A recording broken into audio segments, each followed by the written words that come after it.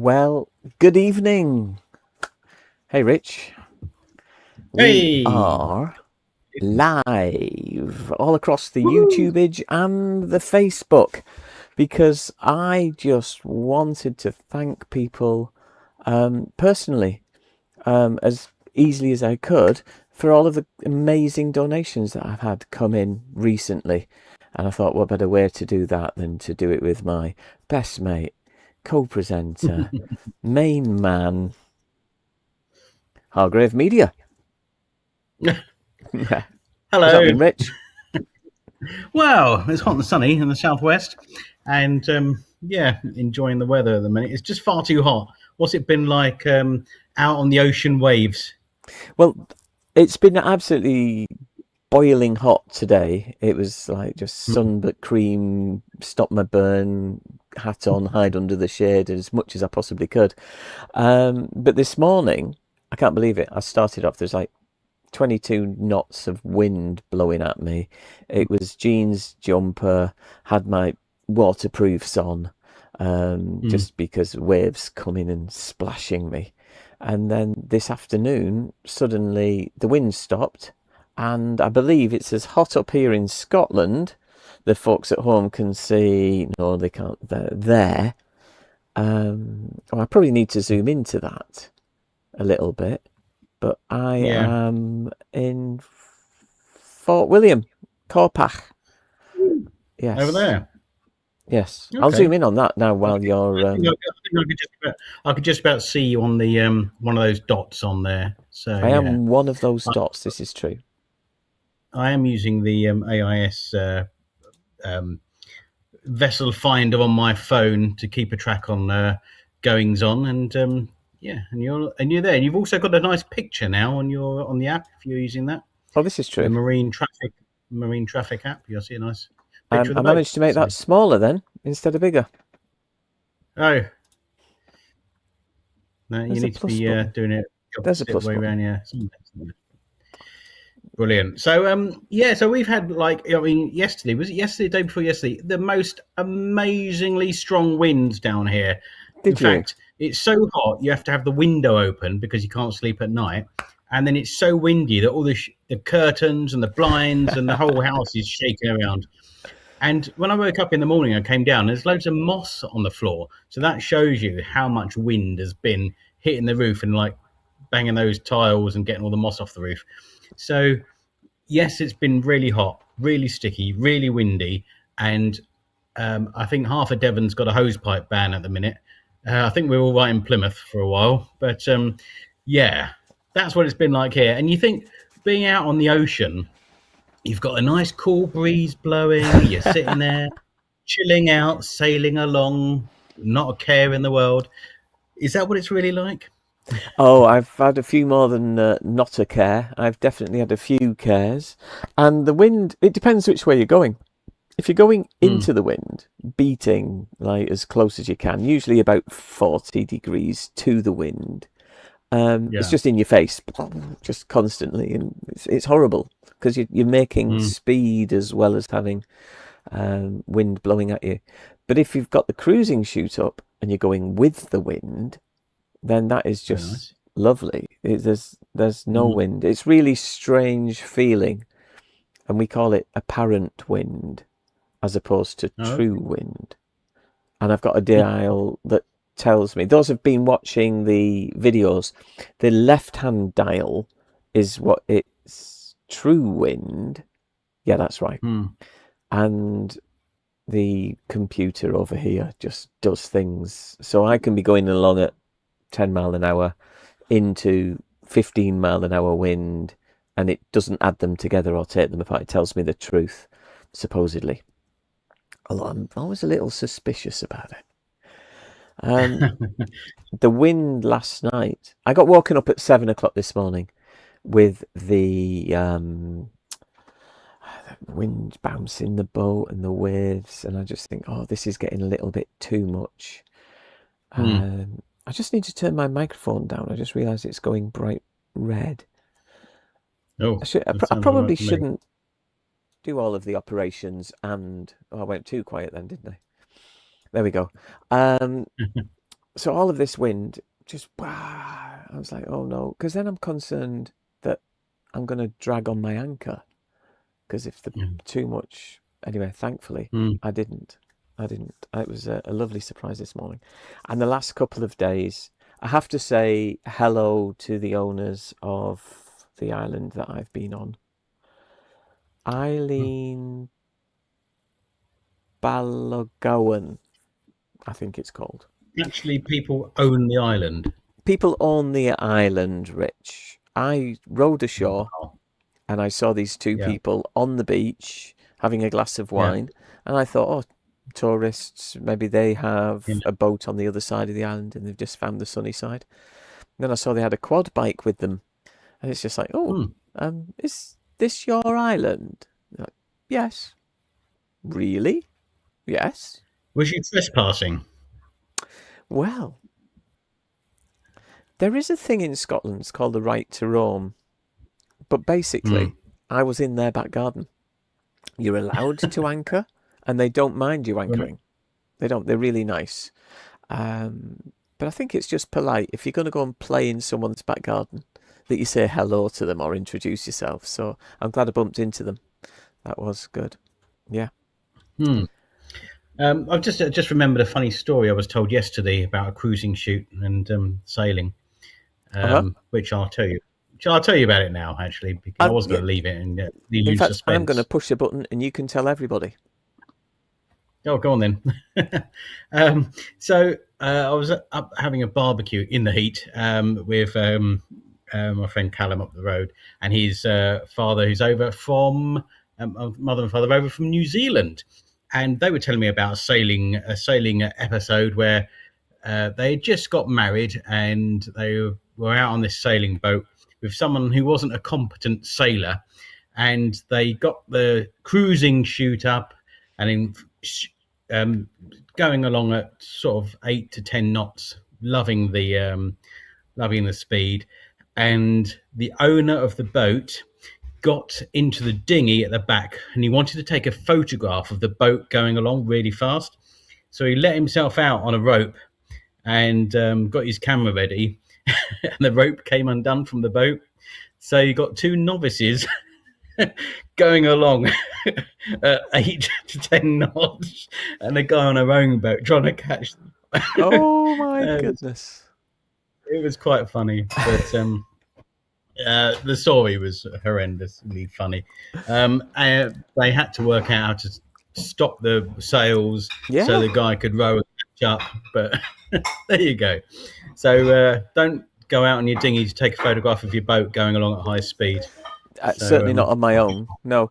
No. I've got a sad story today. Go on then. You know when you have those moments where you think, I shouldn't do that. It'll be all right. I tied the dinghy to the back of the boat and I was sailing today through all of that big wind I was just telling you about. And I left the oars on the dinghy. And I looked at them. I looked at them and I thought, I should take them off. And then I thought, no, I've tied them on well enough. Turns out I hadn't. I've lost an oar. You're oarless? Yes. One oar. There must be a joke in there somewhere. The other. I can't. Well, yeah. So I rescued the one remaining oar. So at least I can do it Hawaii 5 style. But yeah, that's something that I need to resolve. Thing. Yes, you need to get another oar. Indeed. Yeah. Or 2 oars. So 2 oars. Oh yeah, well, whatever you want to do. I might end up with odd oars. Enough of that. So let's just catch up where you're at. So you've been up through one set of locks, which looked quite exciting, especially with the drone footage. Amazing. Yes, thank you, Andrew, for that. Yeah, the drone being attacked by the birds, which was quite. Yes. I never knew that. I thought they'd fly away from such a thing, but it looks like they actually grounded the drone. So, they was coming in and attacking it, and I didn't actually have a recording, but one of them came like so close, and it's like, oh dear. So we brought it down in case it came down into the water because we didn't want to lose it. Well, not that day. We nearly lost it the other day, didn't we? Well, so I hear, but you recovered it. I think that's the thing with these drones; they're so small now, you can't actually keep an eye on them, even though you're meant to. And they go up so high, it's just like a speck of dot in the sky, and you think, "Is that the drone?" And they're small, and you can't really hear them. When you get to our age, you definitely can't see them or hear them, and then you just have to rely on the picture, wherever the picture is, of what it's looking at. So. Yeah, but you managed to get it back, or Andrew managed to work out where he was. Yes, thankfully. I just gave it to him. It was just like, no, you find it, because I can't fly a drone. I think we established that quite clearly. Cool. But it was really cool to have that footage. I really enjoyed having that. But yes, last week I went through a set of locks with Andrew. Mm-hmm. It was great to have him on board. Yeah. I mean, it was him and his story that inspired this whole adventure. Tomorrow, a whole new set of locks as I go through the Caledonian Canal. Which, wow, how long is that going to take? You buy a ticket for 7 days. That's the minimum that you can buy. Now, you can possibly get through it in a day if all of the locks... Oh, really? Yeah, the guys and girls operate the locks, and you can radio ahead, and if you've got a fast enough vessel, I guess you can get to each lock throughout it all. And so I've seen right across England in like a day, or Scotland, as it were. Yeah, well, in Scotland, yeah, I think. Yeah. How far is West it? to east. Yeah, it's Scotland, must be, because you're in Scotland now. I mean, Scotland. It's definitely West. Scotland. Yeah, I'm just going to have a little quick look to see how long. Maybe you at home could Google this and get the answer before me. How long is Caledonian Canal? Are you ready for the answer? 60 miles. Go on in. So if you can do 6 knots, I don't think you're allowed to do 6 knots, actually. I think they keep you down to 4 knots. But you could do it in a day. I'm not going to. I'm going to struggle going through the locks on my own, I think. So there'll be a lot of patience and hopefully a lot of help from fellow boaters. I do need to ask them about that. I go like, and hopefully lots of video so we can see how you're getting on. I will definitely be videoing things on my phone and then not dropping my phone in the water, which somebody did the other day. I was watching them. They were filming and it was just splash. Right. Gone. Hey, Rich. Phone in a waterproof pouch. Yeah. A waterproof pouch. I've got one of them somewhere. I really wanted to thank so many people for all of the kind donations that we have been getting into this cause, because they have just rocketed. Some anonymous donations, and thank you very much if you have given anonymously. Somebody just gave £500. Amazing. Now let me tell you what that £500 can do. Once I've opened the app, I've got it all on. Oh, there it is. Yeah, somebody else has given £2. And that £2, oh, it says on the screen there, can pay for the postage of a small test DNA collection kit, a blood spot collection kit for a person with Parkinson's to better understand their risk and the factors. So £2, brilliant, amazingly useful. £500, brilliant, amazingly useful. And we're thankful for both of them because it all comes together. I have... What's that done? What's that raised there? Oh, that's gone up since I last looked. Amazing. I'm over halfway to a random figure that I paid £10. And you're not halfway round the UK yet, so that's really good. That really is good. So that £500, that can handle the calling technology for a week on the Parkinson's UK helpline. So imagine this. You've just been diagnosed with Parkinson's and you don't know how that's going to affect you. What does the future hold? What help is there for me? And does anybody else understand what I'm about to go through? Well, for that £500 for 1 week will supply that helpline for whomever needs to call it.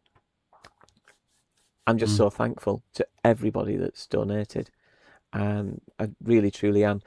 And in fact, Rich, Karen, who is the main Parkinson's UK fundraising lady for the south of England, she sent me a message just to say thank you, and please do thank everybody that's donating as well, because she was so excited just to see that number increasing.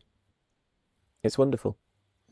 Well, that is amazing, and all going to obviously a good cause here, Parkinson's UK. Indeed. So you're not all the way round, or not all the way around. You're not even halfway round, but you're at the entrance to the Caledonian Canal. Yes, so once you get through to the other end, what's that? A couple of days? Do you reckon? Do you say 2 days?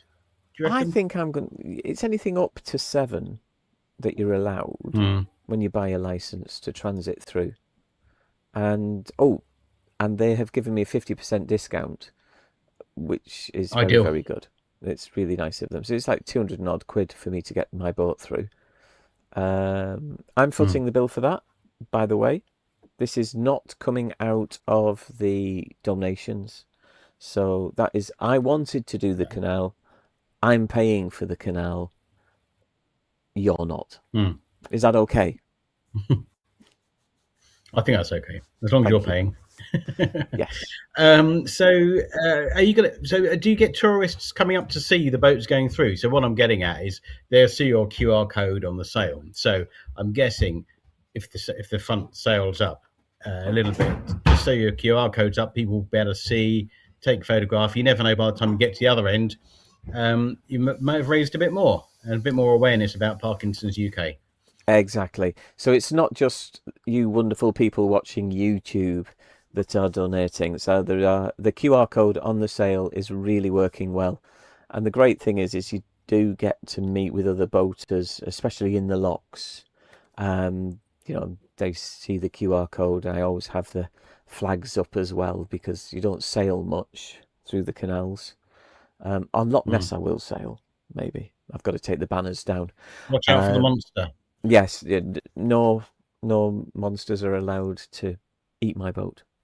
But yeah, so people scan the QR code, and in actual fact, as soon as I got here to the Thomas Telford Corpach Marina, which is where I am right now, which is just about in the middle of that map,